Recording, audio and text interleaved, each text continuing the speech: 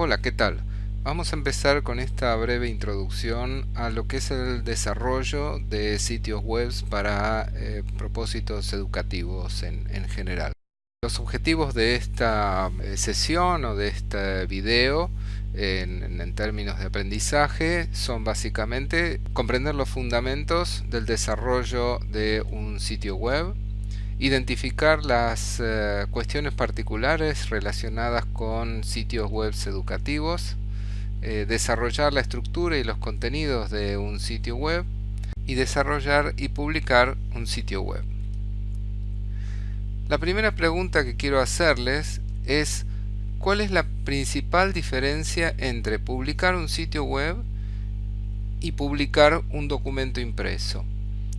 Les voy a dar unos instantes para que mientras ven este video piensen cuál es para ustedes esa principal diferencia.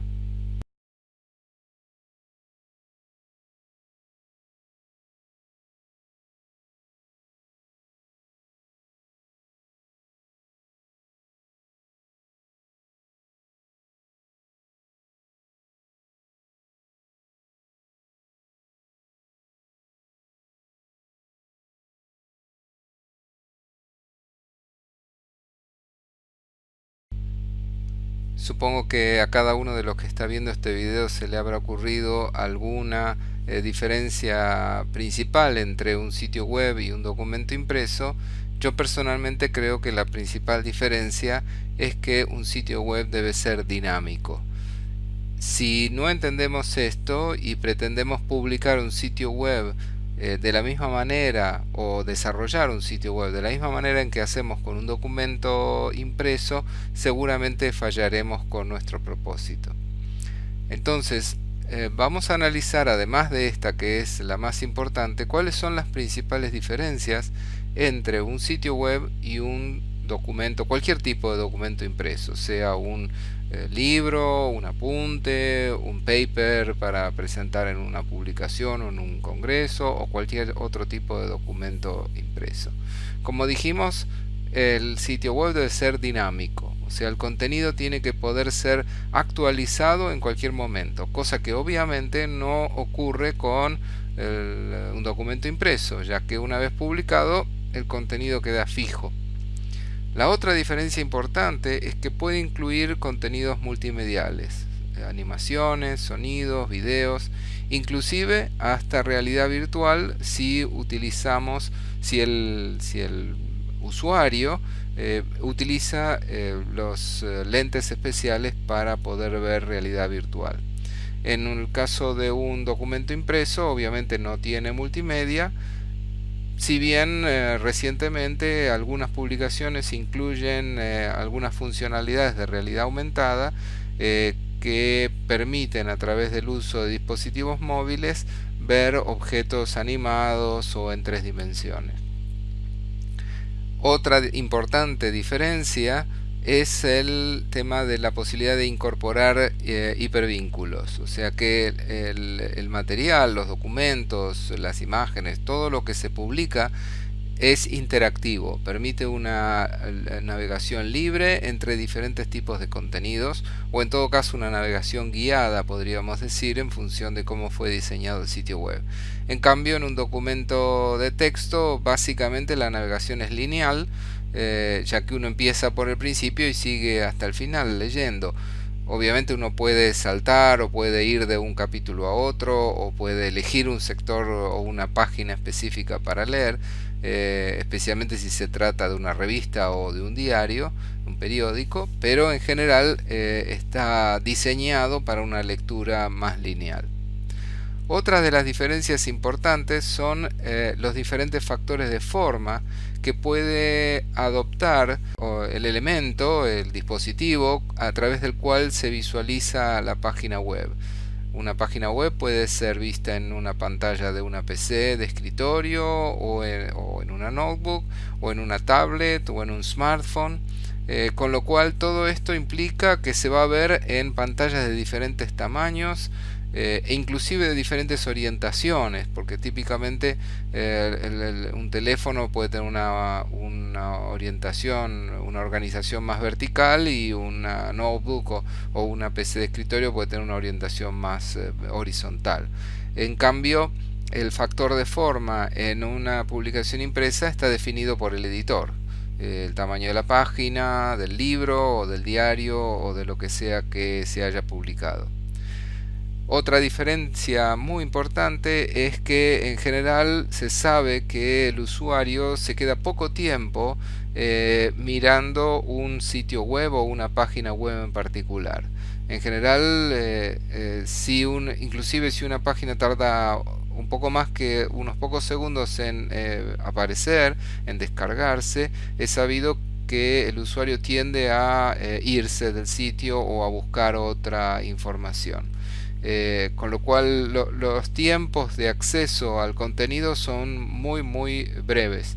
En cambio, en la lectura tradicional, ya sea de un libro, de un paper, de un periódico, el lector suele dedicarle más tiempo, más tranquilidad. Básicamente se dice que se sienta a leer, o sea, toma una actitud más pasiva, más tranquila para acceder, y de más tiempo, básicamente, de dedicarle más tiempo para esa lectura. Y por último, por lo menos en este listado de diferencias principales, el sitio web debe ser altamente interactivo. Entonces la idea es que el desarrollador le incluya elementos que faciliten o permitan esa interacción, ya sea a través de formularios de contacto, redes sociales, blogs, etc.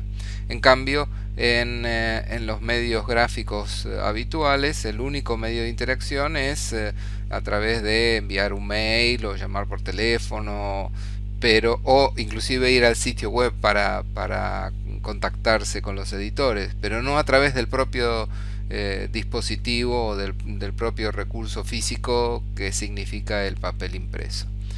Es importante entonces que tengamos en cuenta todas estas diferencias, si bien cuando uno las lista pareciera que son obvias, pero no siempre son tan obvias, ni uno las tiene muy en cuenta a la hora de diseñar y de desarrollar un sitio web. Entonces es importante que tengamos todas estas cuestiones bien presentes para no cometer el error de diseñar un sitio web como si fuera un documento impreso. Entonces aquí yo quiero presentarles el método para desarrollar sitios web, y básicamente consiste en, primero, el diseño, que implica una pregunta que es ¿por qué? ¿Por qué voy a diseñar un sitio web? ¿Por qué voy a publicar un sitio web? Y esto es una pregunta que nos tenemos que hacer. ¿Qué es lo que yo quiero comunicar? ¿A quién quiero llegar? ¿Qué contenido voy a incluir? Que eso es el segundo ítem. Cuando voy a construir el sitio web, ¿qué es lo que quiero incluir? ¿Qué contenido quiero incluir en ese sitio web? ¿Qué imágenes, qué textos, qué animaciones, qué videos, qué sonidos, qué elementos quiero incluir dentro de ese sitio web? En tercer lugar, publicarlo, que es ¿dónde? La pregunta es ¿dónde lo voy a publicar? ¿Lo voy a publicar en el servidor de mi facultad o de mi escuela? ¿Lo voy a publicar en un servidor comercial o lo voy a publicar en algún servicio público disponible en mi región o en mi país, etcétera? ¿Dónde voy a publicar ese sitio web? ¿Qué visibilidad va a tener ese sitio web si lo publico aquí o allá, etcétera? Y por último, anunciar. Y lo que decimos acá, anunciarlo en todos los medios posibles, anunciarlo ampliamente, o sea, publicar en las redes sociales que hemos desarrollado y publicado un nuevo sitio web, incluir links o vínculos en otros sitios web, enviar mailings, etcétera. Bueno, todas estas cuestiones las vamos a desarrollar un poquito más en detalle a continuación. Un tema importante antes de avanzar es que muchas veces la construcción y la publicación son dos pasos que se desarrollan simultáneamente. Vamos a ver más adelante que uno de los métodos más comunes y más frecuentes para desarrollar y publicar sitios web es usar plataformas como WordPress o Wix, eh, eh, por medio de las cuales uno puede desarrollar y publicar simultáneamente, o mejor dicho, desarrolla directamente sobre el servidor y una vez terminado ese sitio ya está publicado e inclusive se va publicando a medida que se va desarrollando, por lo cual estas dos etapas a veces se unen en una sola o se realizan al mismo tiempo.